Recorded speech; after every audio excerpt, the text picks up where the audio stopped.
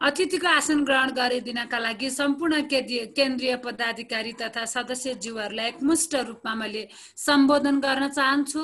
त्यस्तै गरी अतिथिकै आसन ग्रहण गरिदिनका लागि सम्पूर्ण प्रदेश का अध्यक्ष तथा प्रदेश पदाधिकारीज्यूहरू, प्राविधिक समिति सदस्य तथा संयोजक तथा सदस्यज्यूहरू, त्यस्तै गरी सम्पूर्ण जिल्ला कार्य समितिका अध्यक्ष तथा पदाधिकारी तथा सदस्यज्यूहरूलाई आसन ग्रहणको लागि म सादर अनुरोध गर्दछु।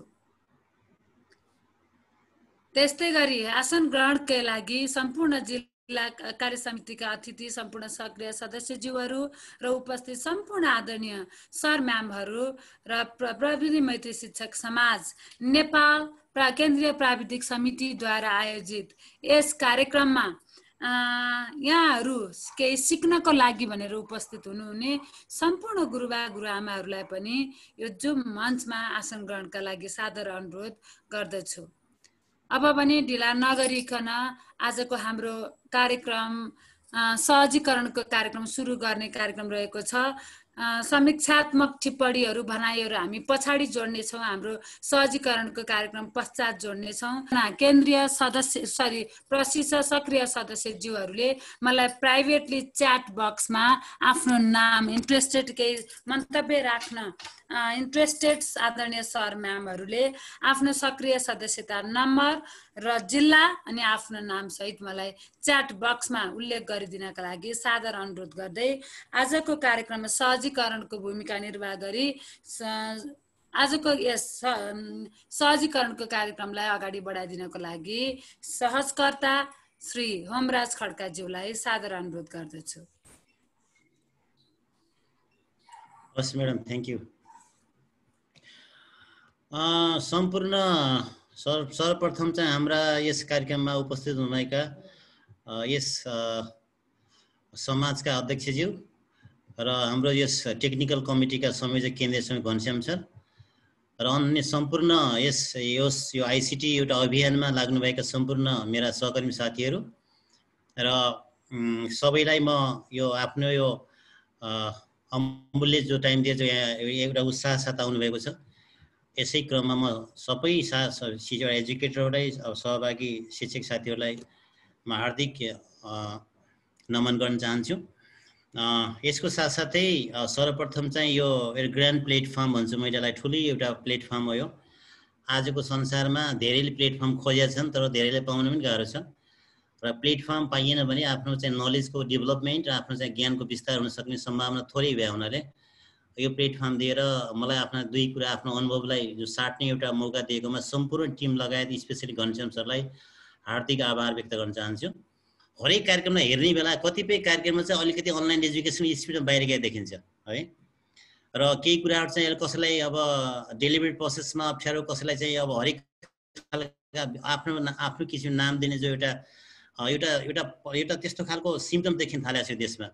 त्यो सिम्टम्सले पक्कै पनि राम्रो गर्न निम्ति हुन्न। त्यसले गर्दा अलिकति म के भन्छु भन्दाखेरि यसको अलिकति इन्टरनेसनल प्र्याक्टिस के हो, अन्तर्राष्ट्रिय अभ्यासमा कस्तो, अन्तर्राष्ट्रियमा कस्तो अभ्यास भएको छ यसको, इ लर्निङले अथवा अनलाइन एजुकेसनले कसरी अन्तर्राष्ट्रिय एउटा बजारलाई चाहिँ प्रभाव पारेको छ र त्यसको अभ्यास कस्तो छ र स्कुलिङमा कसरी यसको प्रयोग भयो भन्ने विषयमा अलिकति सरले पढ्ने बानी एउटा रिडिङ कल्चर भन्छु मलाई, एउटा पढ्ने एउटा संस्कृति विकास गर्न सक्यो भने त्यहाँ धेरै कुरा हुन्छ। हामी चाहिँ अलिकति यो टुलमा पनि बढी गाह्रो लागेको छ। टुल मात्रै भनेको छ कि टुल भन्छौँ टुलको चाहिँ एउटा प्रिन्सिपल र त्यसको थ्योरिटिकल एस्पेक्ट नबुझेर टुलमा मात्रै कुद्यो भने भोलि त्यसको चाहिँ प्रभाव पनि नराम्रो हुनसक्छ। यो भनिन्छ कि if you the technology without knowing this principle होइन, it may be bad impact in our society in our learner as well भनेको छ क्या एउटा भनाइमा। के भन्छ भन्दाखेरि टुलको वास्तविक प्रिन्सिपल नबुझेर टुललाई प्रयोग गर्दै जाने हो भने कति बच्चामा नेगेटिभ इम्प्याक्ट पर्यो भने डर पनि छ त्यहाँ होइन। त्यसले गर्दाखेरि त्यो कुरा पनि हामीले चाहिँ अलिकति केयरफुल हुन आवश्यक देखिन्छ, किन हामी ठुलो संस्थामा गइसकेका छौँ, अब धेरै कार्यक्रम गरेका छौँ र यति कार्यक्रम गर्दा गर्दै अलिकति हामीले प्रिन्सिपल त्यसको इम्पेरिकल र चाहिँ प्र्याक्टिकल तिनवटा कुरा बुझ्न आवश्यक। I would request to all the participant here to know the three things together, the principle aspect, empirical aspect and practical aspect, right. Three things are most important to understand all these participants. सबैले बुझ्न आवश्यक कुराहरू पढिदिनुला please. र म पछि के कुरा भन्छु अहिले त्यो कुरा पनि गरौँला।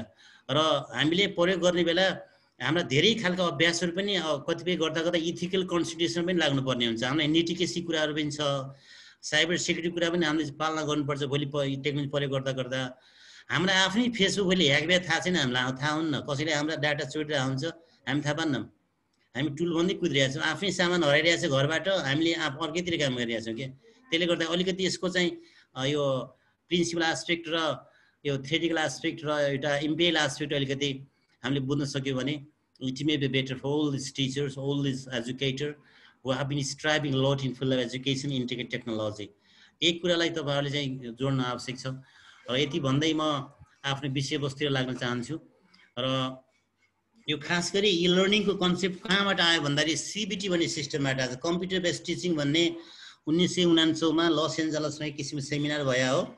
र त्यहीबाट हामीले चाहिँ ई लर्निङ ई पेडागोजी कुरा गर्न थालेछौँ है। 1999 भनेको आजको 21 वर्ष भन्दा अगाडि है। त्यहीबाट चाहिँ हामीले चाहिँ यो ई पेडागोजी अथवा ई लर्निङ भन्ने खालको कुराहरू हाम्रो एजुकेसनमा हामीले राखेका छौँ। यो खालको प्रिन्सिपल एउटा इन्फर्मेसन यो हो।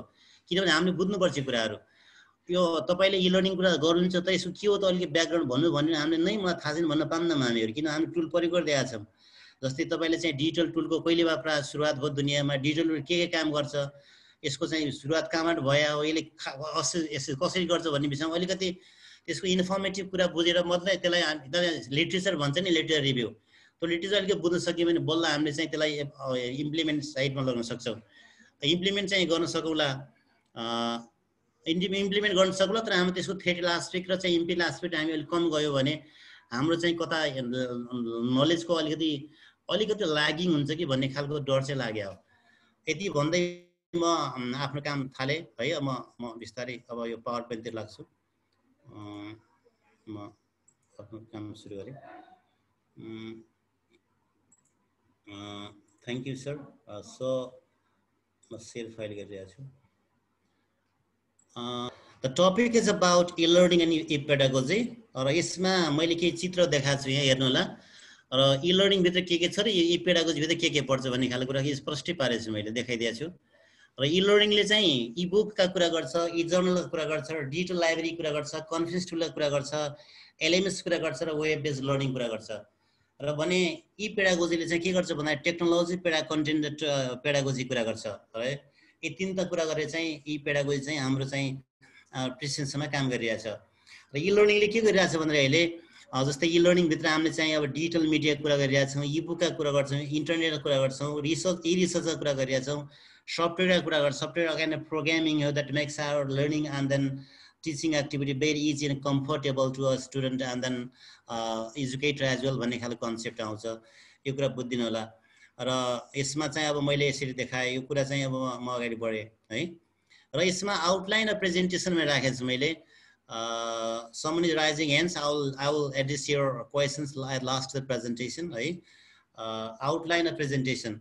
E-learning and its different aspect.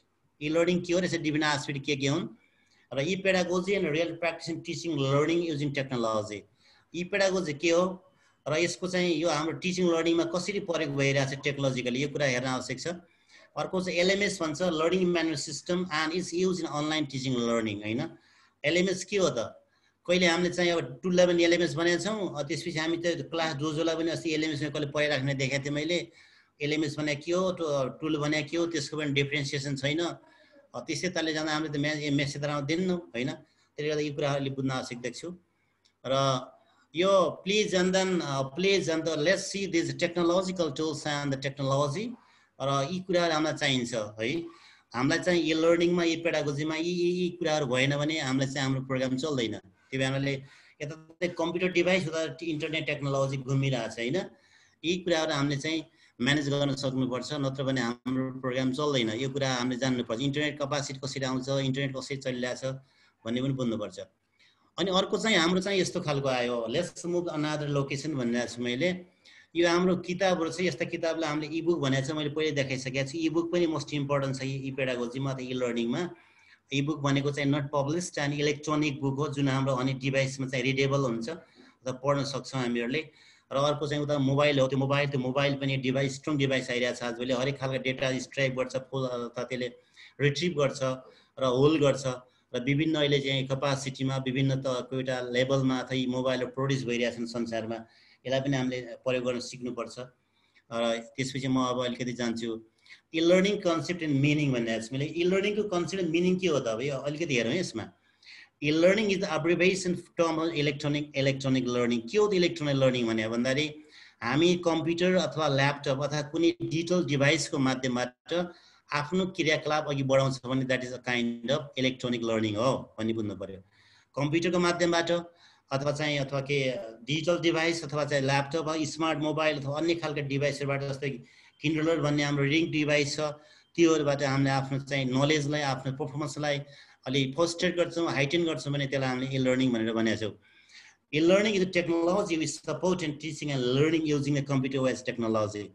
E learning भनेको technology based source of learning हो, जसमा चाहिँ टिचिङ लर्निङ कम्प्युटर टेक्नोलोजीमा सपोर्टेड हुन्छ अथवा टिचिङ लर्निङ हामी चाहिँ वेब बेस्ड टेक्नोलोजीमा गइरहेका छौँ। जस्तै www.nirupat.com आयो भने त्यो वेब बेस्ड टेक्नोलोजी हो, र www.escology.com आयो भने त्यो हाम्रो वेब टेक्नोलोजी हो, र www.etc.p5.govnp भन्ने आयो भने त्यो हाम्रो वेब बेस्ड टेक्नोलोजी हो। योबाट हामीले केही कुरा सिक्छौँ, केही कुरा पाउँछौँ, that is the web based technology. अनि फोकस अन लर्नर भनेको छ। अब लर्नरलाई फोकस किन designing, developing, delivering and assessing the learning. Designing भनेको डेभलप गर्ने अथवा मेकिङ गर्ने, बनाउने। डेभलपिङ भने त्यसलाई चाहिँ ठुलो बनाउने, डिजाइन राम्रो बनाउने। राम्रो बनाए के गर्ने? डेलिभरी गर्ने भनेको ट्रान्सफर गर्ने, अर्को साथै डेलिभरिङ गर्ने। त्यसपछि के गर्ने? एसेसिङ गर्ने भनेको टिचिङ र लर्निङको बिचको ब्रिजिङ हो। यो टिचिङ र लर्निङको ब्रिजिङ सिस्टम हामी एसेसिङ भन्ने गर्छौँ। तपाईँ टिचिङ गर्नुहुन्छ र बच्चाहरू चाहिँ लर्निङ गर्छन्, र हामीले गरेको शिक्षण बच्चाहरूले ग्रहण गरेको चाहिँ एउटा नलेजलाई हामीले टेस्ट गरेर हामीले त्यसको भ्यालिड गर्न खोज्यौँ भने द्याट इज द एसेसिङ लर्निङ भन्छ हामीलाई। हामीले चाहिँ यसलाई मूल्याङ्कन पद्धति अथवा चाहिँ हामीलाई निरन्तर फिडब्याकको सहित गर्ने पद्धति भन्ने गर्छौँ। अर्को चाहिँ छ इम्पावर बाई डिजिटल टेक्नोलोजी। अब के हो त डिजिटल टेक्नोलोजी भनेको? हामीले कसरी टेक्नोलोजी त बुझेको थियौँ, हामीले हिजो घट्टो पनि टेक्नोलोजी चलिरहेको थियो त यो डिजिटल टेक्नोलोजी भने के हो त भन्दाखेरि तपाईँको फिङ्गरले हान्न बित्तिकै फिङ्गरको भरमा चल्ने पद्धतिलाई हामी टेक्नोलोजीलाई डिजिटल टेक्नोलोजी भन्छौँ। डिजिटल्स भन्ने वर्ड चाहिँ ल्याटिन भाषाबाट आएको हो। डिजिटल्सबाट डिजिटल बन्यो, र डिजिट्स भनेको depend on 4 finger of the hands. तपाईँको हातको 4 यो औँलामा डिपेन्ड गर्छ।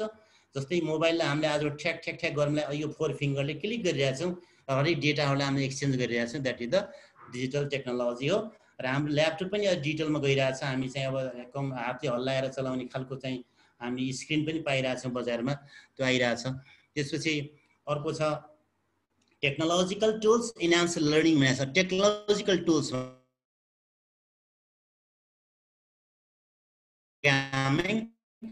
Teaching, assessing and comprehensive, very easy, comfort and convenient है। र तपाईँको लर्निङलाई, तपाईँको बुझाइलाई, तपाईँको चाहिँ सिकाइ पद्धतिलाई सहज बनाउने जुन टुल डेभलप गरिएको छ, अहिले बनाइएको छ साइन्टिफिक डिस्कभरीमा, त्यस्ता खालकालाई हामीले टेक्नोलोजिकल टुल भन्छौँ। ती टुलको प्रयोगबाट केही पनि हुन्न। The tool doesn't work itself. टुलले आफै काम गर्दैन। The tools are motivated, mobilize by the people. मान्छेबाट मोबिलाइज हुन्छ, मान्छेले प्रयोगमा ल्याउनुहुन्छ। That's why every people know about the skills, how to use the tools.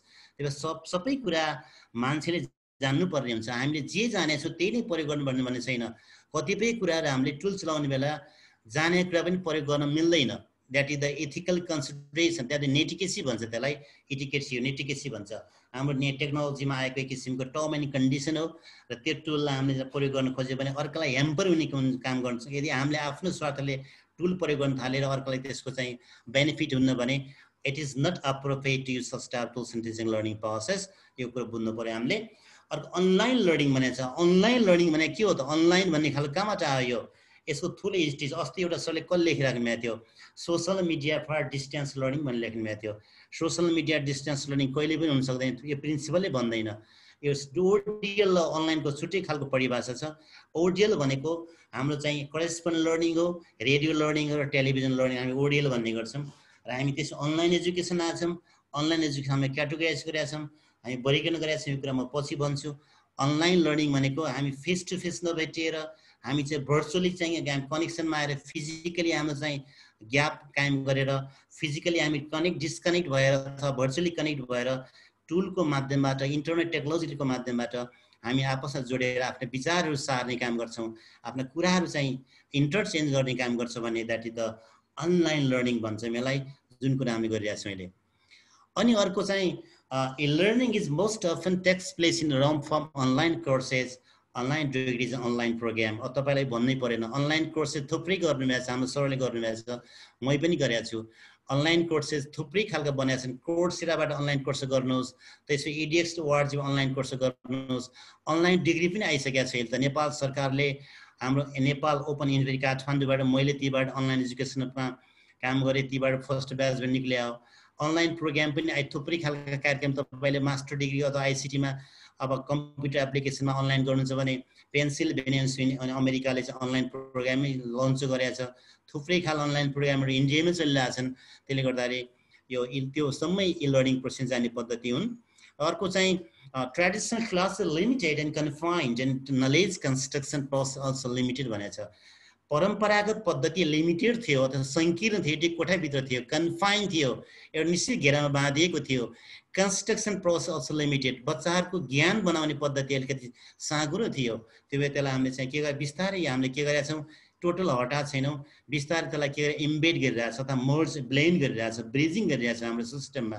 त्यसले गर्दाखेरि अनलाइन क्लासलाई हामीले टोटल हामीले चाहिँ बाइपास गर्ने होइन, अनलाइन क्लास हामीले चाहिँ हटाउने होइन, अनलाइन ट्रेडिसनल क्लासलाई हामीले चाहिँ हटाउने होइन, अनलाइन क्लासलाई बरु के मोडिफाई गर्ने हो। अनलाइन क्लासलाई हाम्रो अनलाइन ट्रेडिसनल क्लासलाई अनलाइन क्लासमा मोज गर्ने हो, ब्लेन्ड गर्ने हो। त्यो कारणले हरेक खालका कुराहरूको सुरुवात ट्रेडिसनल टाइपमा हुने गर्छ। तपाईँको पेडागोजी तपाईँको लोकल लेभलमा जन्मिया हो, तपाईँको सिद्धान्त तपाईँको विचार चाहिँ तपाईँको लोकल लेभलमा आयो र पछि ग्लोबल भयो। हामीले ग्लोबल कुरा खोज्दै हिँडेका छौँ, लोकललाई बिर्सिँदै गरेका छौँ। त्यसले गर्दाखेरि यो पनि हाम्रो अनलाइनको एउटा किसिमको डेमेरिट देखिरहेको छ अहिले। त्यसले गर्दा लिमिटेड भए पनि एउटा कन्फाइन भए पनि यसलाई हामीले अलिकति टेक्नोलोजिकल हामी चाहिँ सफिस्टिकेसन अथवा इक्विप्ड गऱ्यौँ भने हाम्रो यो ट्रेडिसनल कुरा पनि बच्ने, नयाँ कुरा पनि आउने पद्धति चल्छ यसमा। अर्को चाहिँ e learning is umbrella term the describe flexibility, independence and learning ownership learning भनेको छ। अम्ब्रेला टर्म हो, यो छाता सङ्गठन हो। यो फ्लेक्सिबल भनेको एनी टाइम छ, लामो छ, भोल्युममा चल्छ, एउटा निश्चित सर्टेन छैन, किताब तोकिएको छैन, यसमा धेरै खालका कुराहरू छ, मान्छे जता पनि घुम्न पाए पढ्ने बेला। इन्डिपेन्डेन्स भनेको स्वतन्त्रता छ, मान्छेले पढ्ने स्वतन्त्रता खोज्छ। भनेका छन् के भन्दाखेरि हामी तपाईँका स्पिच सुन्न आएनौँ, हामी तपाईँका भाषण सुन्न आएनौँ, हामीलाई मेसिन दिनुहोस्, हामीलाई रिसोर्स दिनुहोस्, हामी आफ्नो मतलब चाहिँ यो के अरे यो टेक्नोलोजी स्किल डेभलपमेन्ट गर्छौँ र हाम्रो चाहिँ आफ्नो चाहिँ के अरे यो हायर अर्डर थिङ्किङ स्किल बनाएर आफ्नो संसारलाई बचाउने भन्ने खालका कुराहरू बच्चाले बोल्न थाले हुनाले इन्डिपेन्डेन्स आइया छ। लर्निङ अनरसिप लर्निङ भनेको छ। अर्को चाहिँ के हो भन्दाखेरि यो लर्निङ अनरसिप भने असाध्यै राम्रो पद्धति लर्निङमा, किनभने जुन मान्छे आफ्नो बुझाइ डिजायर हुन्छ सिकाइमा मैले के गर्नुपर्छ भन्ने भावना डेभलप भइहाल्छ भने उहाँले के पक्कै गर्न खोज्नुहुन्छ भन्ने खालको कुराहरूमा यो लर्निङका अनलाइन अनरसिपका कुरा छ। अहिले नेपालमा देखेको पद्धति कमजोरी यही हो, अनरसिपै छैन मान्छेमा। मैले किन सिक्ने, मैले पढिसकेँ नि, मतलब मास्टर कोर्स गरिसकेको ठाउँमा मैले पढ्न किन परेन भन्ने खालको फिलिङ हामी बिस्तारै बिस्तारै इन्फर्मेसनमा कमजोर बन्दै गएका छौँ। त्यो कारणले हामीलाई चाहिँ कतै अब अनलाइनमा बोलायो भने हामी चाहिँ क्यामेरा बन्द गर्छौँ, उहाँसँग कहाँ भागेको छ, हामी प्रेसन देखिरहेका छौँ। इट इज नट अनरसिप, यस्तै सिकाइ हुन्न। सिकाइ भनेको आफै चल्ने पद्धति, अर्काले भने हुने होइन। Virtual classroom based learning, computer based learning, digital collaboration भनेको छ। अब भर्चुअल लर्निङ भने हामीले बुझिसकेका छौँ। वेब बेस्ड लर्निङ भनेको all the learnings and depend on the technology and web based learning. If you visit some website हैन, जस्तै तपाईले चाहिँ phonetizer.com भेट्नु भने तपाईले थुप्रै खालको पाउनुहुन्छ त्यहाँ। कम्प्युटर बेस्ड लर्निङ भनेको कम्प्युटर मैले भने नि सीबीटी भनेको छ, सीबीटी कम्प्युटर बेस्ड टिचिङबाट चाहिँ इ लर्निङ आए जस्तै हामीले चाहिँ कम्प्युटर बेस्ड लर्निङका कुरा गरेका छौँ अहिले। डिजिटल कोलाबोरेसन भनेको टुल टु टुलको कोलाबोरेसन हो। यो टुल टु टुल हामी जोड्ने गर्छौँ, अहिले यहाँको कनेक्सन हामी बाहिर पनि लगाउन सक्छौँ, त्यसै पनि हाम्रो सिकाइ अघि बढ्ने गर्छ। अनि अर्को चाहिँ teacher educator student moving toward technological worlds. अहिलेका बच्चाहरू चाहिँ टेक्नोलोजीको वर्ल्डतिर बढ्दै जानुभएको छ। एन्ड आउटसाइड द बक्स, र बच्चाहरूलाई चाहिँ आउटसाइड बक्स भने कक्षा कोठाबाट बाहिर धेरै सिकाइ छ भन्ने खालको फिलिङ छ। किन छ भन्दाखेरि enhance their ability to construct new knowledge and limitless information. आफ्नो एबिलिटी यसरी बनाउने कि जुन नलेज उनको लिमिटलेस होस् भन्ने हिसाबले चाहिँ काम भइरहेको छ अहिले। यो हिसाबले हामीले काम गरिरहेका छौँ। अर्को चाहिँ मोड अफ लर्निङ कस्तो हुन्छ, तपाईँको मोड कस्तो हो त भन्दाखेरि अनलाइन लर्निङ छ, virtual mode of learning. Online learning र भर्चुअल मोड अफ लर्निङ छ एउटा, ब्लेन्डेड लर्निङ छ एउटा, फ्लिप क्लासरुम बेस्ड लर्निङ छ, सिन्क्रोनस लर्निङ छ, असिन्क्रोनस लर्निङ छ र हाइब्रिड लर्निङ छ। र तपाईँले यहाँ पिक्चर हेर्नुभयो होला है, यी पिक्चर हेर्नुहोस्, you are clear about picture what's happening here, के भइरहेछ। पिक्चर आफै पिक्चर स्पिक प्याटर्न हो यो है, यसै जानुहोला। अनि अर्को चाहिँ इ लर्निङ मटेरियल के हुन् त, अब के हुन् इ लर्निङ मटेरियल भन्दाखेरि हामीले केही कुरा यहाँ बुझ्नु हेर्नै पर्ने हुन्छ। त्यसको लागि इ टेक्स्ट बुक होला हैन, इ जर्नल होला अथवा इ डिजिटल लाइब्रेरी होला हैन। यो बुकहरू आयो, जर्नल आयो र डिजिटल लाइब्रेरी एउटा हामीले क्रिएट गर्न सक्यो भने बच्चाले धेरै कुराहरू त्यहाँ पाउन सक्छ। र हामीले त्यो क्रिएट गरेपछि के भन्ने त पेडागोजीमा, त्यो कुरा नि पछि म तपाईँलाई छलफल गरेर बोलाउँछु अहिले।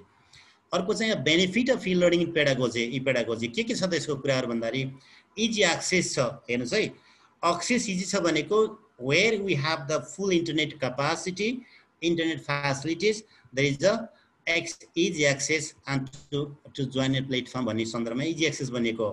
अनि क्वालिटेटिभ भनेको छ, किनभने पढाइ धेरै हुन्छ, रिसो थुप्रो भयो भने क्वालिटी बढ्छ अटोमेटिक। फ्लेक्सिबिलिटी पक्की भनिसकेँ मैले।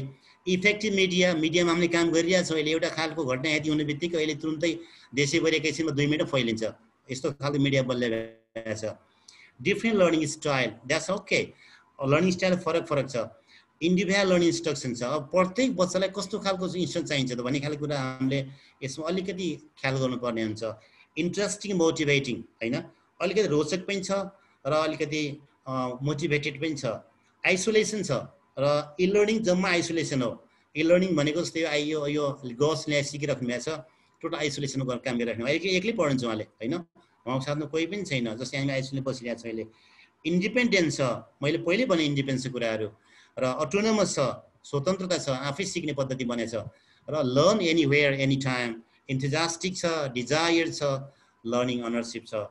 These are the benefit of the e pedagogy in e learning है, त्यो खालको पद्धति आयो। अब mode of the e learning कस्तो हुन्छ त भन्दाखेरि के हो त मोड अफ इ लर्निङ भनेको भन्दाखेरि सिन्क्रोनस मोड छ, एउटा असिन्क्रोनस मोड छ। यसको पनि मैले के कुरा गरिहालौँ, सरले सुन्नु पनि भयो होला। यसलाई कसरी परिमा ल्याउने त भन्दाखेरि हेर्नुहोस्, अब synchronous learning in general terms you describe form of education, एजुकेसनको फर्ममा कुरा गर्छ यसलाई, इन्स्ट्रक्सनको बारेमा कुरा गर्छ, लर्निङकै कुरा गर्छ, that occurs at same time but not in same place भनेको छ। सेम टाइम भनेको सँगसँगै भने हो, तर चाहिँ स्ट्यान्डर्ड टाइममा सेम होइन नि सर, फेरि यो कुरा बुझ्नु होला है। Learning that occurs same time, एउटै टाइममा हुन्छ तर हाम्रो चाहिँ टाइम फरक पर्न सक्छ। अमेरिकाको मान्छेले र यहाँको मान्छेले काम गर्ने टाइम एउटै हुन्छ, सँगै काम गर्छ, तर टाइम फरक छ नि त हैन। त्यो भएर स्ट्यान्डर्ड टाइम चाहिँ डिफरेन्ट हो, तर working style is the same हो, त्यही भएर सेम टाइम भनेको छ। And but not in same place, place त फरक